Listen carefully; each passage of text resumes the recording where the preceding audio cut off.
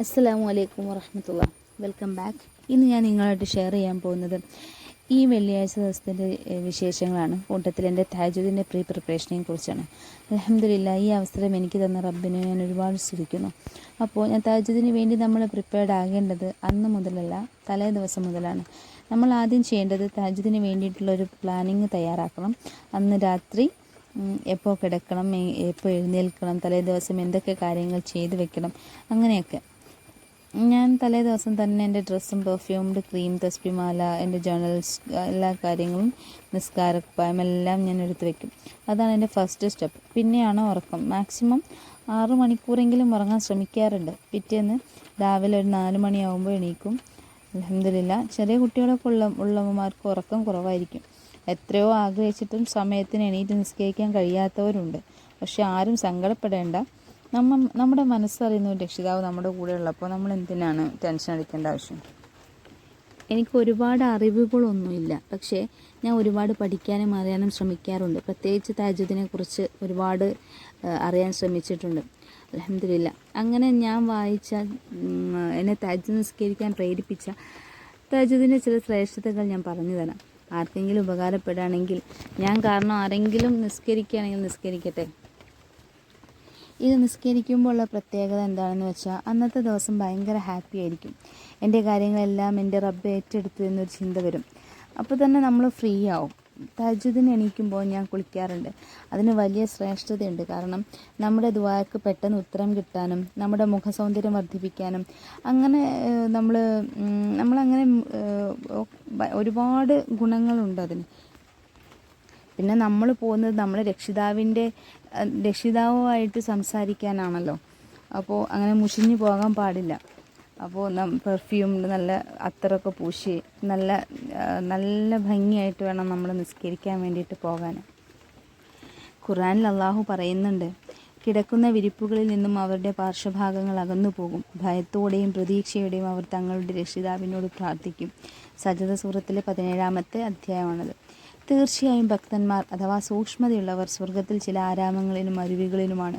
അവരുടെ നാഥൻ നൽകിയതിനെ സ്വർഗീയ അനുഗ്രഹങ്ങളെ കൈവരിക്കുന്നവരായിട്ട്.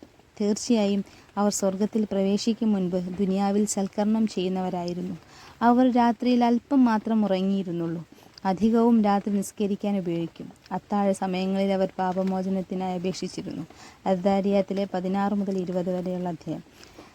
തങ്ങളുടെ രക്ഷിതാവിന് രാത്രിയിൽ സുജൂദ് ചെയ്തുകൊണ്ടും നിന്ന് പ്രാർത്ഥിച്ചുകൊണ്ടും കഴിച്ചു കൂട്ടുന്നവരാണവർ. നിസ്കാരവും ക്ഷമയും മുഖേന നിങ്ങൾ സഹായം തേടുക. ഭയഭക്തരല്ലാത്തവർക്ക് നിസ്കാരം ഭാരമേറിയൊരു കർമ്മമാണ്. ചില ഹദീസുകളിലും എനിക്ക് കുറേ ഇൻസ്പിറേഷൻ കിട്ടിയ കുറേ ഹദീസുകളുമുണ്ട്. അതിൽ റമളാൻ നോമ്പ് കഴിഞ്ഞാൽ അള്ളാഹുവിന് ഏറ്റവും ശ്രേഷ്ഠമായ മാസം മുഹറമാണ്. ഫർള് നിസ്കാരം കഴിഞ്ഞാൽ നിസ്കാരങ്ങളിൽ ശ്രേഷ്ഠതയുള്ളത് രാത്രിയിലെ നിസ്കാരമാണ്. അഥവാ രാത്രിയിൽ അല്പം ഉറങ്ങിയതിന് ശേഷം ഉണർന്ന് ഫജറിന് മുൻപായി നിസ്കരിക്കുന്ന തഹജ്ജുദ് നിസ്കാരമാണ്. തീർച്ചയായിട്ടും സ്വർഗത്തിൽ ഒരിടമുണ്ട്. അതിൻ്റെ ഉൾഭാഗത്ത് നിന്നും പുറംഭാഗത്ത് നിന്നും ഉൾഭാഗവും കാണാം. ആ അനുഗ്രഹം ലഭിക്കുന്നത് അള്ളാഹു അതിനെ തയ്യാറാക്കിയത് ഭക്ഷണം നൽകുന്നവർക്കും സലാമിനെ വ്യാപിപ്പിക്കുന്നവർക്കും ജനങ്ങൾ ഉറങ്ങുമ്പോൾ രാത്രി നിസ്കരിക്കുന്നവർക്കുമാകുന്നു. നബി സല്ലല്ലാഹു അലൈഹി വസല്ലം അബൂ ഹുറൈറ റളിയല്ലാഹു അൻഹുവിനോട് പറയുന്നുണ്ട്, അബൂ ഹുറൈറ, നീ ജീവിച്ചിരിക്കുമ്പോഴും മരണപ്പെടുമ്പോഴും നിന്നെ ഖബറിൽ വെക്കുമ്പോഴും പുനർജീവിപ്പിക്കപ്പെടുമ്പോഴും അള്ളാഹുവിൻ്റെ റഹ്മത്ത്, അനുഗ്രഹം നിന്റെ മേൽ ഉണ്ടാവാൻ നീ ആഗ്രഹിക്കുന്നുവെങ്കിൽ നിന്റെ റബ്ബിൻ്റെ തൃപ്തിയെ ഉദ്ദേശിച്ചുകൊണ്ട് നീ രാത്രി ഉറക്കത്തിൽ നിന്ന് ഉണർന്നെഴുന്നേറ്റ് നിസ്കരിക്കണം, തഹജ്ജുദ് നിസ്കരിക്കണം. അബൂ ഹുറൈറ, നിന്റെ വീടിൻ്റെ മൂലകളിൽ വെച്ച് നീ നിസ്കരിക്കണം. എന്നാൽ ആകാശത്തുള്ളവർക്കും നിന്റെ വീടിൻ്റെ പ്രകാശം ഭൂമിയിലുള്ളവർക്കും നക്ഷത്രങ്ങളുടെ പ്രകാശം പോലെയായിരിക്കും. ഇങ്ങനെയൊക്കെ കേൾക്കുമ്പോൾ ആരാണ് ഇൻസ്പയർഡ് ആവാതിരിക്കുക?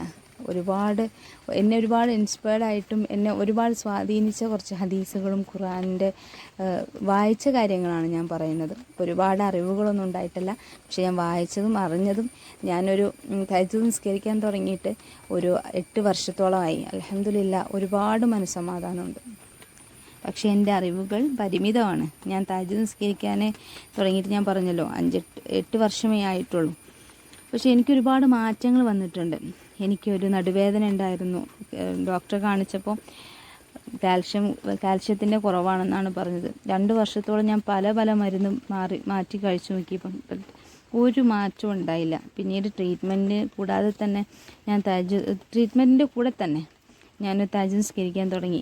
റബ്ബിനോട് ഒരുപാട് കരഞ്ഞ് പ്രാർത്ഥിച്ചു. അത്രത്തോളം സഹിക്കാൻ പറ്റാത്ത വേദനയിലൂടെ ഞാൻ കടന്നു പോയിട്ടുണ്ടായിരുന്നു. അപ്പോൾ അൽഹംദുലില്ലാ 2 മാസം മാത്രമേ എനിക്ക് പിന്നെ ആ മരുന്ന് കുടിക്കേണ്ടി വന്നിട്ടുള്ളൂ. എൻ്റെ റബ്ബ് എനിക്ക് ഒരുപാട് ശിഫ നൽകി. ഞാനിപ്പോഴും വിശ്വസിക്കുന്ന ഒരു കാര്യമാണ് തഹജ്ജുദ് നമസ്കാരം എന്ന് പറയുന്നത്. പ്രഗ്നൻ്റ് ആയപ്പോൾ ഇടയ്ക്കൊന്ന് സ്റ്റോപ്പ് ചെയ്യേണ്ടി വന്നെങ്കിലും ഞാൻ അൽഹംദുലില്ലാ വീണ്ടും അത് റീസ്റ്റാർട്ട് ചെയ്തു. ഇപ്പോൾ ഹാപ്പിയാണ്, റാഹത്താണ്.